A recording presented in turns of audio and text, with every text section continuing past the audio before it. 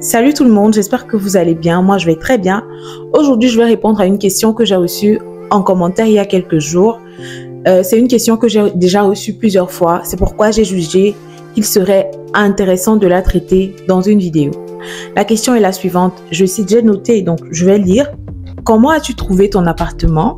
Combien le payes-tu et combien dépenses-tu pour les courses? Alors dans cette vidéo, je vais vous donner des informations générales en ce qui concerne les logements en Belgique.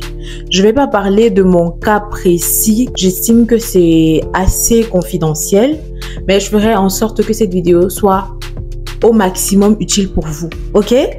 On est go!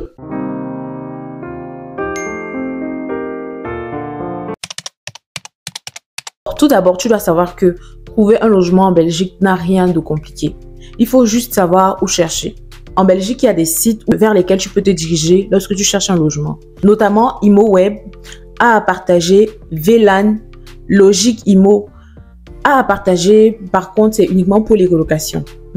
Mais moi, de tous les sites que je vous ai cités, j'en ai utilisé que deux. ImoWeb et A à partager lorsque je cherchais des colocations sur Bruxelles. Ça, c'est vraiment des sites fiables. Ça veut dire que avant que quelqu'un ne fasse son annonce sur les sites, il y a des vérifications qui sont faites et tout. Mais ça n'empêche pas d'être quand même vigilant, d'accord? Ça n'empêche pas d'être vigilant parce qu'il y a des piratages et tout le reste. À côté de ça, tu as des groupes Facebook. Moi, je me souviens quand je cherchais un logement sur Bruxelles, j'étais abonnée à une page Facebook nommée recherche, code et appartement sur Bruxelles. Donc, sur Facebook, tu peux trouver des groupes qui vont dans ce sens-là. À la seule différence que ces groupes ne sont pas fiables. Il n'y a pas de vérification. Tu te fais escroquer. C'est à tes risques et périls. Mais je connais des personnes qui ont trouvé des logements via ce canal-là. D'accord? Aussi, et c'est très important, quand tu cherches un logement, il faut vraiment chercher en avance. Par exemple, si tu sais que je sais pas moi, en août ou en septembre, parce que généralement c'est ça pour les étudiants. Si tu sais qu'en septembre, tu dois libérer ton code ou je sais pas moi, prends-toi à l'avance. Ça veut dire qu'en avril, tu dois déjà être en train de chercher. Et quand tu cherches, tu dois avoir de l'argent. D'accord? Tu dois avoir de l'argent de côté. Rassure-toi de chercher en avance, surtout si tu cherches dans les grandes villes comme Anvers ou Bruxelles. Là-bas, il y a toujours beaucoup de demandes. Et rassure-toi d'avoir tous les documents demandés lorsque tu vas visiter. La plupart du temps, les propriétaires programment les visites en fonction du nombre de demandes. Ça veut dire que si tu es la seule personne qui veut visiter, lui, il n'a pas que ça à faire. Tu vois? Donc, il va te donner un jour où il sait que peut-être il y aura 3 personnes, 4, 5 personnes qui veulent visiter. Et voilà. Ça veut dire que toi, tu entres, tu visites l'appartement ou tu visites le logement. Si tu n'as pas tout ce qu'il faut, il y a de fortes chances que le propriétaire, il donne son logement à la personne qui a tout, tu vois. Donc, prévoir tes fiches de paye, on envoie au propriétaire par mail. Donc, c'est des supports numériques. Tu dois faire des scans de ton titre de séjour ou ta carte, ta pièce d'identité, voilà. Les fiches de paye, les 2 dernières fiches de paye de ton garant, tes fiches de paye aussi parce qu'il peut demander. Tu dois connaître minimum le métier de ton garant quand même, tu vois. Maintenant, on va passer au prix des logements. On va passer au prix des logements. Il faut que tu saches que, en fait, ça dépend. En Belgique, je pense que c'est partout comme ça. En fait, ça dépend de où est-ce que tu veux le logement. Ça dépend de la localisation. Les prix ne seront pas les mêmes partout. Par exemple, si tu cherches sur Bruxelles ou Anvers, je prends toujours le cas de ces deux villes parce que c'est c'est les capitales quoi de la Belgique. Vous voyez. Donc, si tu cherches des logements, si tu cherches par exemple un studio ou un appartement sur Bruxelles ou à Anvers, ça peut varier entre 500 et 800 euros. Je parle bien d'un petit appartement. Hein. Petit appartement, on ne parle pas sur de grands appartements, vraiment petit. Un petit appartement et un studio, c'est entre 500 et 800 euros dans ces grandes villes-là. Et si tu veux faire une colocation, ce sera entre 300 et 500 euros. Et maintenant, les appartements, il faut savoir que ces appartements, très peu de fois, ces appartements sont meublés. Hein. Ça veut dire que quand je te dis entre 500 et 800 euros, c'est à toi de les meubler. Encore que ces prix dépendent de la localisation. Tu peux me mettre sur Bruxelles. Si c'est en plein centre-ville, ça peut être plus que ça. D'accord? Donc, il faut bien tenir compte de ça. Maintenant, si tu veux prendre quelque chose à Louvain-la-Neuve, à Namur, à Mons, à Charleroi, tu peux avoir un appartement ou un petit studio à 500 euros. C'est en tout cas, c'est très rare. Ça dépasse très rarement 600 euros. Ça dépasse très rarement 600 euros. D'accord? Donc, c'est ça. Il faut tenir compte de la localisation. Maintenant, on va passer aux charges et aux autres dépenses. Plus haut, lorsque je parlais du loyer, du coût et tout, je n'ai pas mentionné les charges parce que je voulais mettre ça dans cette partie-ci.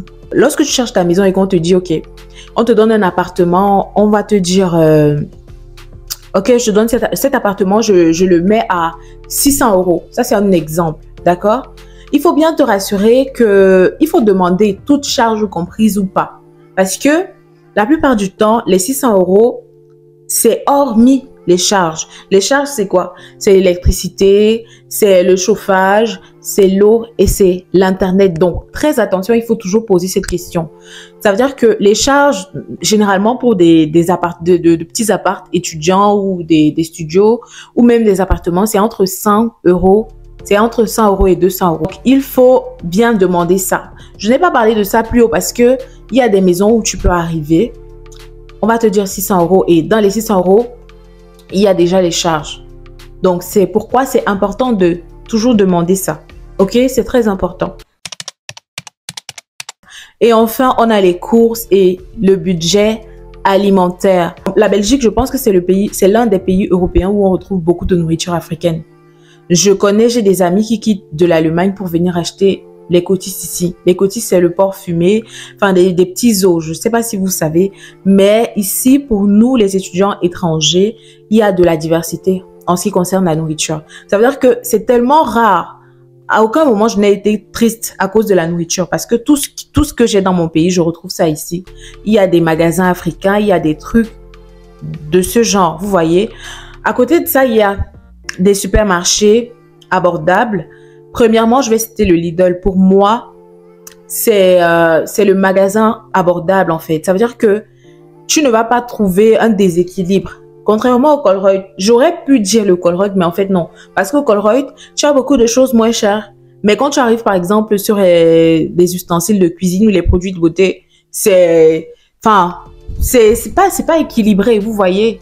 Désolée pour le bruit du micro, c'est pas équilibré. Alors que au Lidl, tu as cet équilibre-là. C'est abordable. Je vous conseille le Lidl. D'accord? Donc, tu as le Lidl, tu as le Colruyt, tu as Carrefour, tu as Intermarché et quoi? Et Delhaize. Donc, c'est ça. Et pour ça, tu peux prévoir entre 100 et 150 euros tous les mois. En tout cas, moi, personnellement, c'est ça ma fourchette. C'est ça je vais dire ça comment? Je sais pas comment je vais dire ça, mais c'est ça mon intervalle, en fait. C'est entre 100 et 150 grand max. Il y a des mois où je dépense beaucoup moins que 100. Ça, c'est des mois où je ne suis pas beaucoup à la maison. D'accord? Donc, c'est ça. Et maintenant, si tu es quelqu'un qui aime manger dehors, forcément, tu vas beaucoup plus dépenser. Moi, je ne mange pas dehors. Bon, du moins rarement. Du coup, je ne peux pas te dire exactement. Mais si déjà, quelqu'un qui mange régulièrement à la maison dépense entre 100 et 150, imagine-toi qui mange dehors, ce sera beaucoup plus. Donc, en résumé, on peut dire quoi? On peut dire tout simplement que en Belgique, le prix des logements dépend de l'endroit où tu te trouves, de la localisation, de la superficie, bref, de tous ces critères que j'ai cités là. Et il faut aussi prendre à l'avance lorsqu'on recherche un logement. Il faut demander si dans le loyer, il y a les charges incluses ou pas. N'oubliez pas de demander parce que moi, je suis déjà tombée dans ce piège-là. J'allais oublier la caution. Il faut toujours prévoir 2 mois de caution. Ça veut dire que quand tu vas dans les sites et que tu regardes la maison, les prix ils sont toujours indiqués. Tu regardes, c'est combien le loyer. Le loyer, c'est peut-être si c'est 600 euros, sache que tu dois prévoir minimum 2 mois de caution. Donc, 1200 euros. C'est ça en fait. Voilà, j'espère que cette vidéo t'a aidé à comprendre le logement en Belgique et à quel budget t'attendre en tant qu'étudiant en Belgique.